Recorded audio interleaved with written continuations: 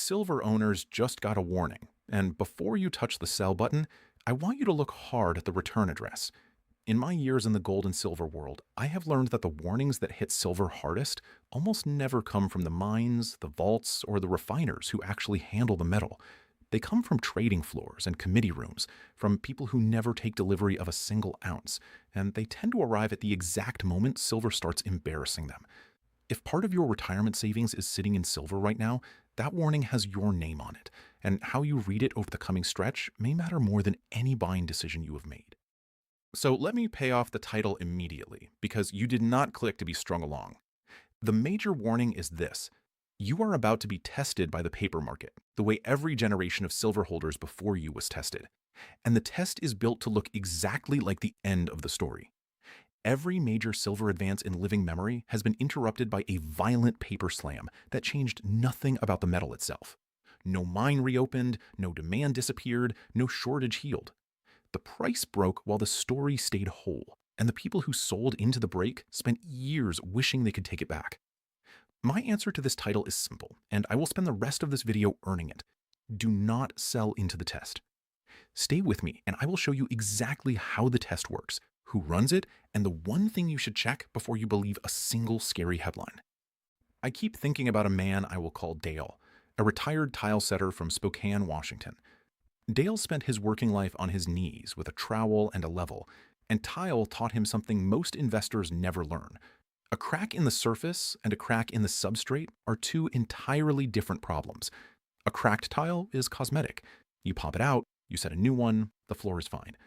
But if the base under the tile has failed, if the mud bed is rotten or the slab has heaved, then no amount of handsome tile on top will save that floor. So Dale checked the base before he trusted the surface, on every job for decades. Keep that picture in your mind, because it is the cleanest way I know to understand what is likely coming for silver, and what happened to it the last time it ran like this. The last time silver ran like this was the spring of 2011. The metal had been climbing for the better part of 2 years, and was pressing against its old ceiling near $50 an ounce, a level it had touched only once before, decades earlier. And then, in the space of days, the exchange that runs the silver futures market in Chicago, the CME, raised the cost of holding a silver contract. Then it raised it again, and again. Several hikes stacked one on top of another inside about 2 weeks. Traders holding silver with borrowed money suddenly had to post far more cash for the same position, and the ones who could not, and there were many, were forced to sell whether they believed in silver or not. The price collapsed by roughly 30% in a matter of days. A third of the value, gone, in less time than it takes to tile and grout a kitchen. Now ask the only question that matters. What changed about silver itself during those days? Nothing. Not one thing. The mines pulled the same ore out of the ground. Industry needed the same ounces for the same circuit boards and solar panels. No warehouse suddenly filled up with surplus metal.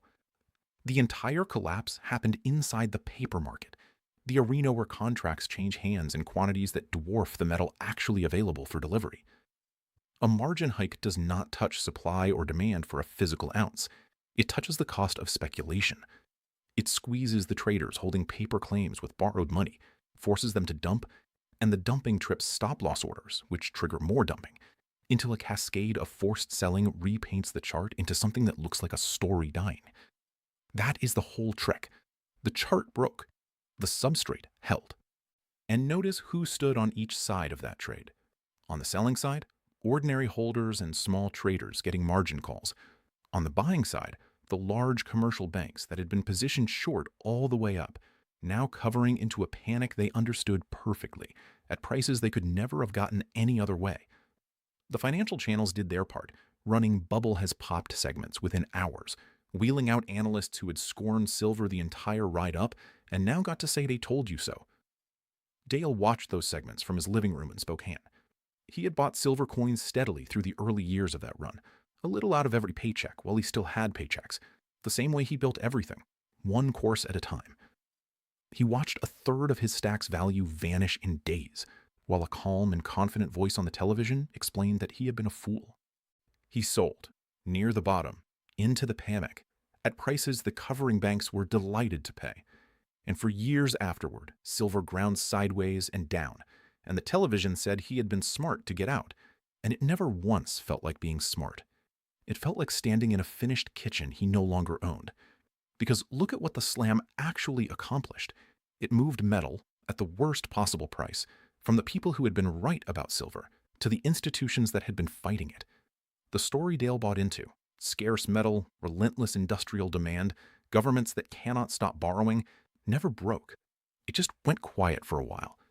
A holder who could tell a broken chart from a broken story kept his ounces and simply waited.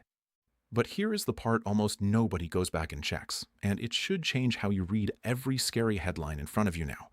That ceiling near $50, it had held twice, once in 1980 and once in 2011, roughly 31 years apart, with close to half a century of base built underneath it. In this cycle, silver finally went through it. Not a poke and a retreat, a genuine break, up into the mid-60s, with silver leading the whole precious metals complex. Gold, for its part, just came roaring back up through the low 4300s after a sharp pullback, though it still sits below the record it set earlier in this cycle. Both metals are running, and silver is running hardest, and that is precisely why the warning has arrived on schedule. Paper slams do not visit dead markets. They visit bull markets that are getting away from the people positioned against them. So when you hear the warning, silver is overheated, silver is due for a collapse, margin requirements may need to rise to restore orderly trading, understand what you are actually hearing. You are hearing the same playbook being pulled off the same shelf.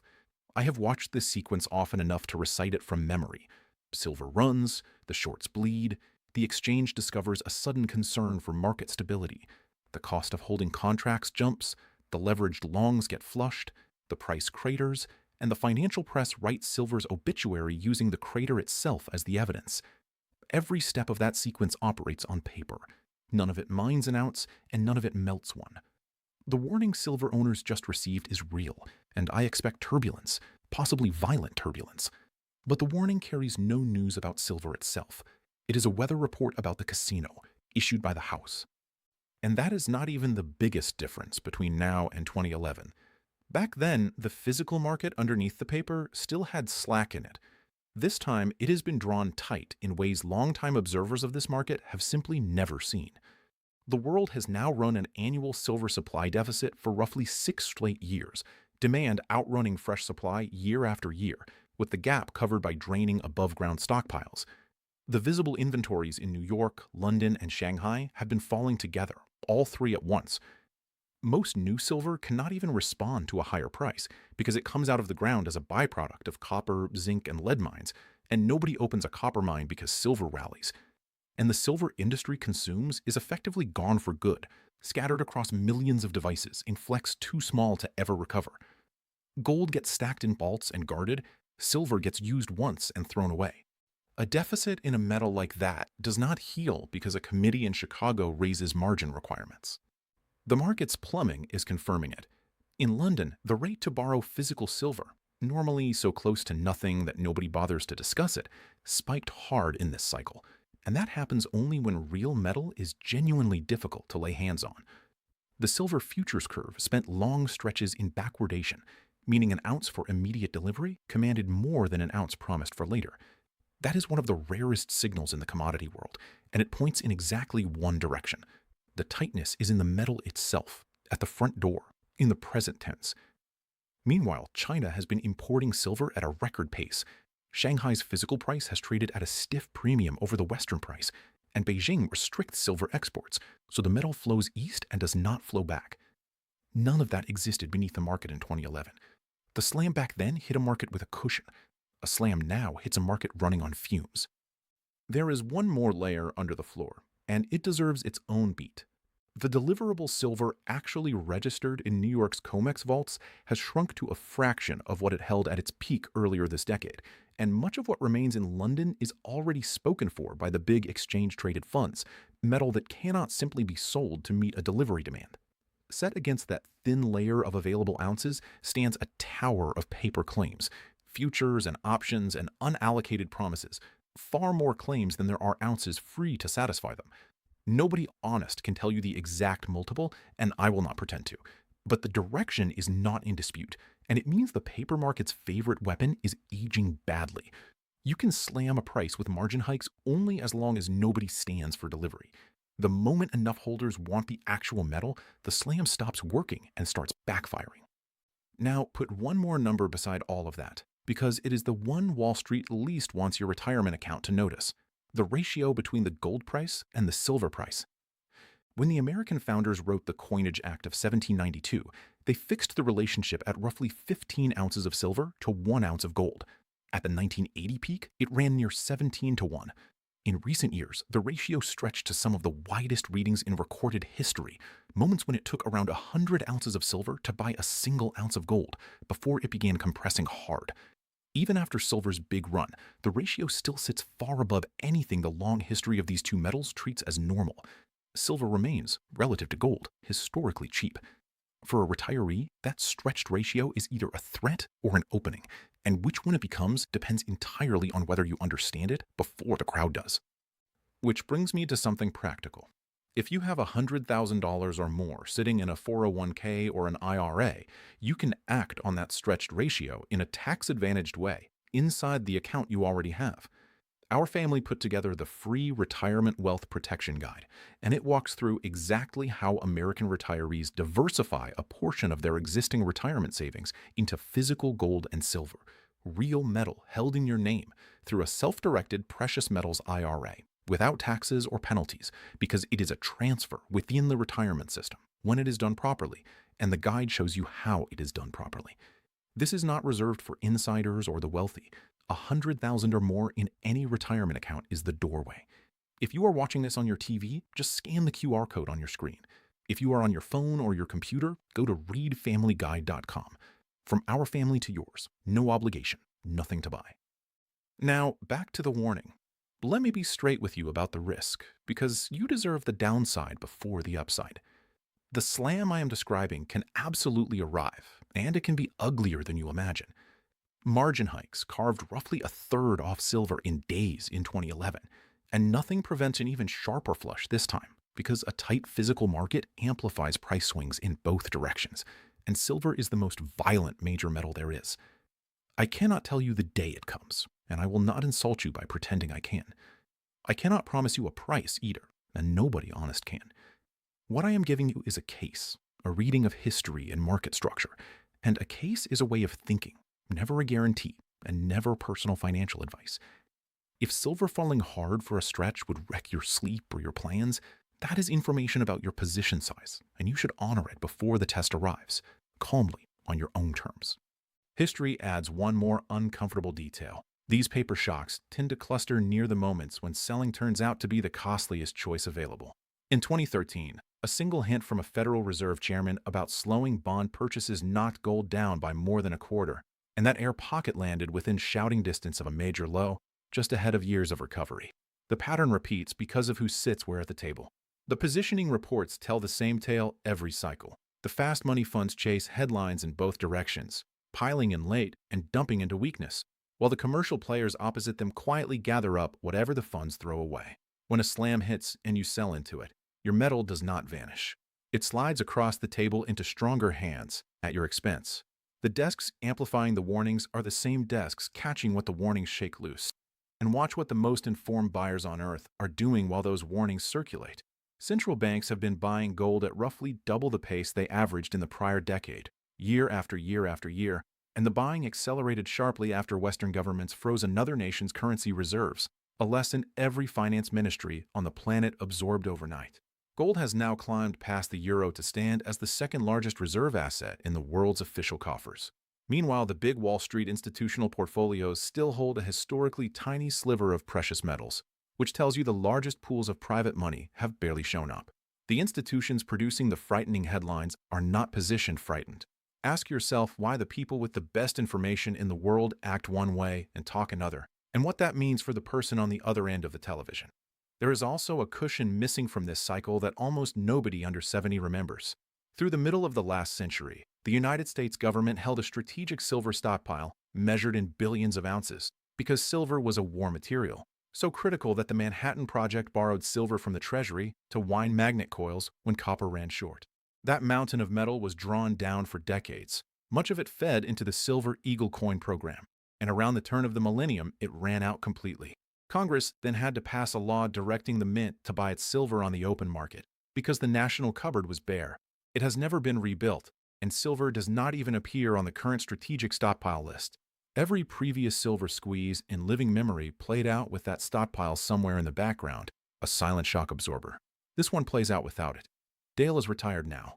His knees gave out the way tall setters' knees always do, and the coins he sold in 2011 still bother him more than the knees. He rebuilt his stack slowly in the years since, coin by coin, and when silver finally broke through its half-century ceiling, he told his son something worth repeating. The mistake was never buying silver. The mistake was letting a chart convince him the substrate had failed. So take the lesson he paid a decade to learn.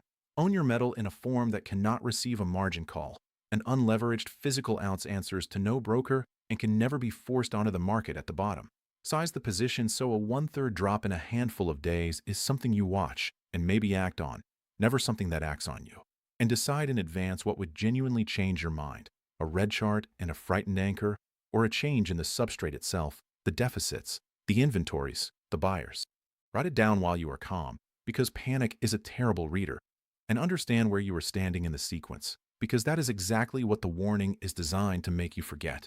The people closest to the metal, the central banks, the commercial accumulators, the buyers paying premiums in Shanghai, the desks tracking London's borrowing rates, are already positioned for what a 6-year deficit eventually forces. The pension funds are not. The financial channels are not. Your neighbors are not. In every metal cycle, there comes a stage when the physical reality finally becomes the headline, when the shortage stops being plumbing data and starts leading the evening news. And once that stage arrives, most of the repricing already belongs to the people who moved before it. The paper slams get thrown in the window just before that stage, which is the strongest tell of where we are. They are warnings worth heeding, just not in the direction the sellers of fear intend you to heed them. So before I let you go, one more word about protection and about what outlasts you. What you built across a working life is one question. What your children and grandchildren actually inherit is another. And physical gold and silver inside a properly structured retirement account is one of the few holdings that passes down as real property rather than as somebody else's paper promise. The free Retirement Wealth Protection Guide covers that legacy side too, how the metal is titled, held, and handed on. And if you have $100,000 or more in a retirement account and you watch this full video, mention that when you reach out. And our family will set you up with a free one-on-one educational web conference, a real conversation with your questions answered, nothing sold to you. As for why now, not because of some deadline, there is none, but because the calm stretch before a paper slam is exactly when repositioning is cheap and unhurried, and calm never announces how long it intends to stay. If you are watching this on your TV, just scan the QR code on your screen. If you are on your phone or your computer, go to readfamilyguide.com. From our family to yours, no obligation, nothing to buy. The warning is real. Turbulence is probably coming. The same turbulence that has visited every real silver run in living memory, thrown by the same hands for the same reason. When it comes, do what a tile man does when a floor cracks. Get down on your knees and check what is underneath. Under this market sits a 6-year supply deficit, vaults draining on 3 continents, a national stockpile that vanished a generation ago, and the biggest buyers on earth still buying through every headline. Dale checked the base before he trusted the surface, on every job, for decades, and the one time he let the surface fool him cost him more than any job ever paid. Check the substrate, hold your nerve, and the next slam becomes what a cracked tile always was to him: loud, ugly, and cousin heck.